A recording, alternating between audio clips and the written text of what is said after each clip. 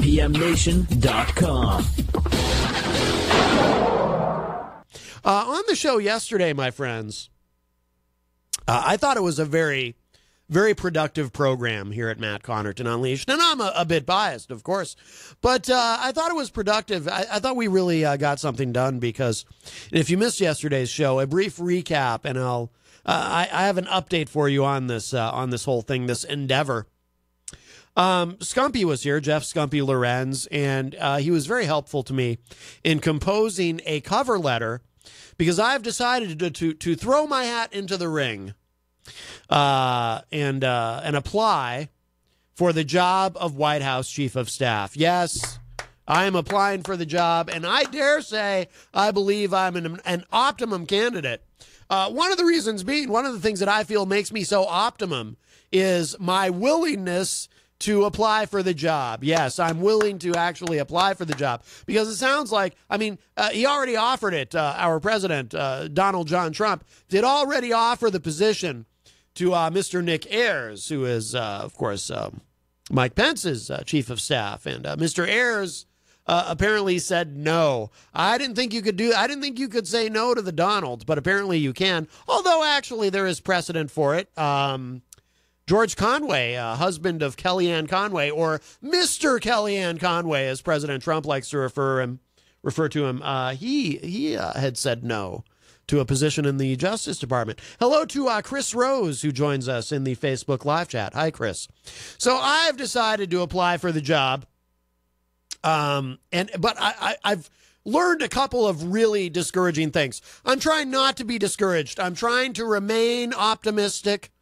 And there are hurdles, some of which, we already talked. I haven't really discussed any of this with Jenny. I don't know how she's going to feel about moving to Washington, D.C. But then again, I think I can commute from Manchester. There's planes I can, I'm sure there's a direct flight from Manchester Airport to D.C., so we'll figure it out. Maybe some days I can work from home, teleconference in or something. There's Skype and FaceTime and things like that. So there are ways around it. There are as many ways around having to go there every day as there are creative. Do I have to actually show up every day? That would be, she says, no, D.C. Well, like I said, I can commute.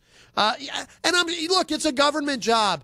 And I would not be surprised if the government, if the White House in particular, I wouldn't be surprised if they have some technology that the general public doesn't know about yet, where I could teleport to the White House every day and then just teleport back, kind of like Star Trek, except it would be, instead of transporting, it would be teleporting, right? Because that's what we call it, I guess, right? Or will call it, or do call it, if it is real. She's going to cry, she says. Well, there will be some long days, that's true, but I'm confident I can make it work. Now, There are a couple of obstacles. I'm trying not to think of them as obstacles, but there are a couple of I'm trying to be optimistic, okay? I'm trying to be positive. I read The Secret, right? I didn't really read this. I watched the DVD, okay, when it came out. But so I'm trying to put positive energy out there and to be positive and optimistic about this. But there are a couple of hurdles, let's put it that way. Now, one of them being, the president said that it's not true at all that, actually, I can think of three potential hurdles. Number one, the president did say it's not true at all that nobody wants the job, and there's something like 10 candidates vying for the position currently. Now, that's distressing to me. I figured I was a lock for this because I'm the only one interested. If there's, so I gotta compete against 10 other people. That's infuriating. I don't want to compete. I don't consider myself a competitor. I just, I say I want something and then I send something in and hope it works out. I don't want to have to compete for it. What am I gonna put effort into this? That's crazy to me. Okay, so that I'm incensed by that. Now, however, I again, in trying to be positive and optimistic, I'm trying to remind myself of something. The president does, and I think even his most ardent supporters will acknowledge this much. He does at times tend to engage in a little bit of puffery, shall we call it, if we're trying to be kind about it. He exaggerates things a bit. So when he says 10, he might really mean 0, right? So it may in fact be that I am the only one applying for the job. Except, well, now here's another potential hurdle that I've learned of. There is someone else applying for the job and doing so very publicly, just as I am. See, I thought I was being clever by doing this very publicly because I figured our president, he's, a reality TV president, right? I figured he would appreciate that. Well, apparently somebody else also had the same idea and has applied very publicly. There is someone else trying to take this job, and I'm taking it personally. I'm taking it as this individual is trying to take something from me. That's how I take everything. I take everything personally and make it about me, which again is why I think the president and I would get along very, very well, and I would be the ideal chief of staff. But and I just learned this in the last couple of hours. Someone else has publicly submitted a cover letter for their resume, which I actually forgot to send in when I mailed in my cover letter. I just realized that. There's another potential hurdle. I think I forgot to send the actual resume. Oh, well, hopefully he'll like the letter. But the point is, someone else has issued an open public cover letter. And it's not even an American. This is deeply offensive to me. Piers Morgan. Yeah, Piers Morgan. He thinks just because he won a season of Celebrity Apprentice, he'd be a good candidate to be Trump's chief of staff. I'm incensed by this. It's ridiculous. Piers Morgan. Most people don't even know how to say his name right. Most people call him Pierce when it's Piers. And he doesn't even bother to correct them. Yeah, he doesn't. Think about this, okay? Piers Morgan, a guy who people say his name wrong constantly, calling him Pierce instead of Piers, and he doesn't even correct them. Do you think this is a guy who's going to tell Trump the truth that he doesn't want to hear? Trump will probably be calling him Pierce all day long, and Piers will just be like, yeah, Mr. President, great. We need someone who can tell truth to power. And I promise you this, if Donald John Trump, if he calls me Max or Mac or Mark or whatever, I'm going to, I mean, very gently, very politely, but I will remind him, again, I won't be a jerk about it, but I'll just kind of remind him, actually, Mr. President, it's pronounced Matt. But I will at least have enough self-respect to correct him on my name, which I think he will appreciate, right? Hopefully. So I can't believe this. We might get to that, by the way, some of Piers's letter. But first, let's focus on my letter, the letter that Scumpy helped me compose yesterday.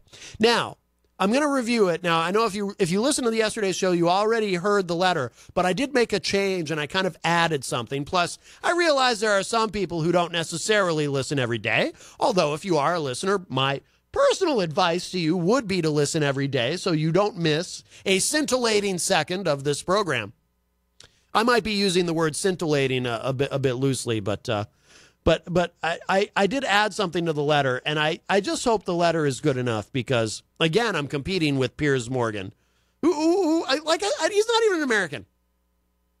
At least I don't think he is. He's British. He might be an American citizen. I don't think he is. Jeez.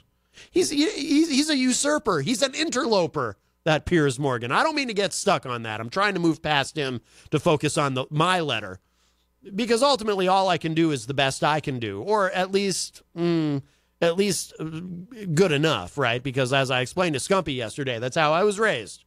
My parents always told me growing up, they were very encouraging and very nurturing. And they always told me, Matt, you don't have to be the best. You don't even have to be good. You just have to be good enough. And we'll still sort of act like we're proud of you. And I said, thanks, Mom and Dad. And I've carried that forth with me in all of my endeavors.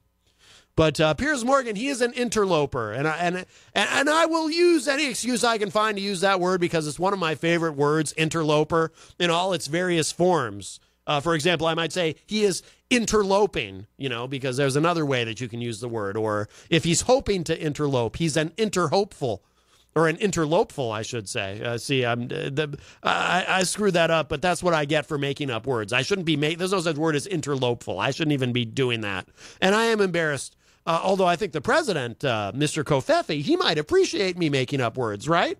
Anyway, so the thing that I added, before I review the entire letter with you, the thing that I added is I wanted to include in the letter that I want to include Scumpy when I go to work for President Trump. I want Scumpy to be my assistant.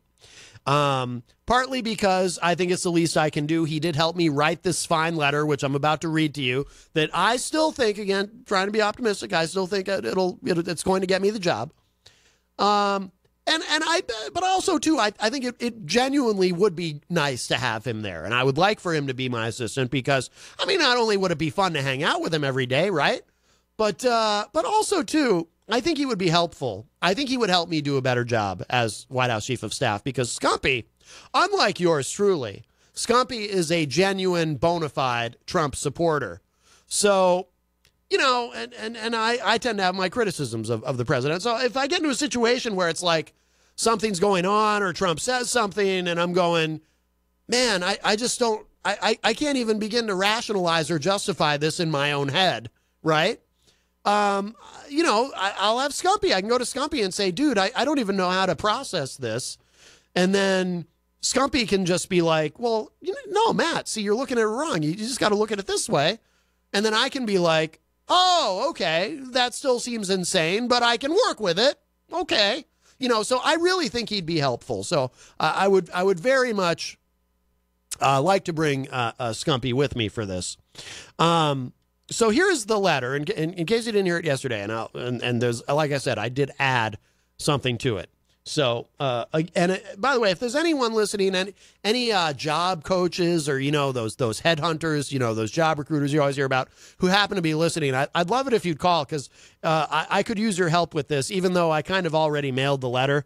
But still, I mean, if you have any advice for after that, like when I follow up, because I figure at some point, I'm going to need to call the White House and talk to somebody and be like, hey, did you get my letter? And they'll be like, oh, did you send a cover letter and resume? And I'll be like, well, no, I forgot to send the resume. I just sent the cover letter, but I think the cover letter is pretty good. Did you get it? So if anyone has any advice for how to do that, please give me a call, 603-250-6007. I could use the help. We're just about ready to have the phone go ding-a-ding. But here it is. So this is my letter that I wrote to the White House in its entirety. Dear Mr. President and Commander-in-Chief of the United States of America. Now, Mr. Trump, my name is Matt Connarton. As far as my public views, I'm right on page with you. By the way, so this letter, if you haven't figured it out already, it's filled with lies, okay? But everybody embellishes, you know, when you're trying to get a job, you know, you puff up the resume a little bit, you puff up the letter a little bit. What you're about to hear in this is a series of, let's not call them lies. I think that's harsh. And again, it's something everyone does when you're trying to get a job. They're non-factuals, okay? They're counterfactuals. How's that? I think that's an actual term.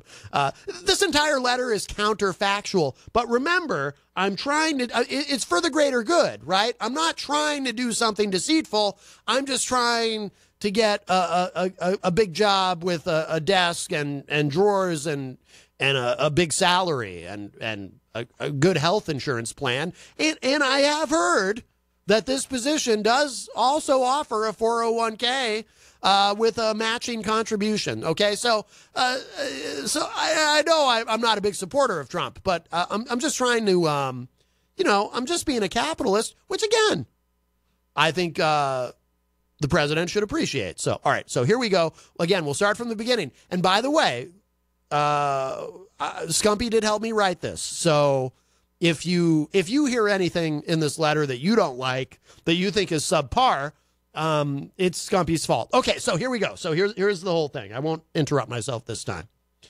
Dear Mr. President and Commander-in-Chief of the United States of America. Now, Mr. Trump, my name is Matt Connarton. As far as my public views, I'm right on page with you. I have been and always been chosen as a leader, and leader is capitalized, even picked first on every team I've played on.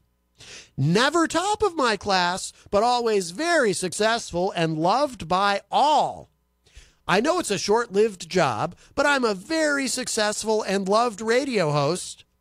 I am great at overcoming all obstacles, negativity, fake news, all in caps, and taking total command of any situation, political or other. I am the man for the job. And that was all in caps with an exclamation point after it. Thank you. Look forward to seeing you soon. Matt Connarton. P.S. Can I bring Scumpy? There you go. See, so I added Scumpy at the end there because I want to bring him with me. All right. So there you go. So hopefully that does it. Like I said, I've already mailed it. I did forget to include the resume. Then again, I think I also forgot to include a stamp on the outside of the envelope. So maybe it'll just come right back to me, and then I can put the resume in. I don't know if the printer's working at home. I might have to go to Kinko's. Oh, geez. All the hoops I have to go through just to get a job working in the White House. It's crazy.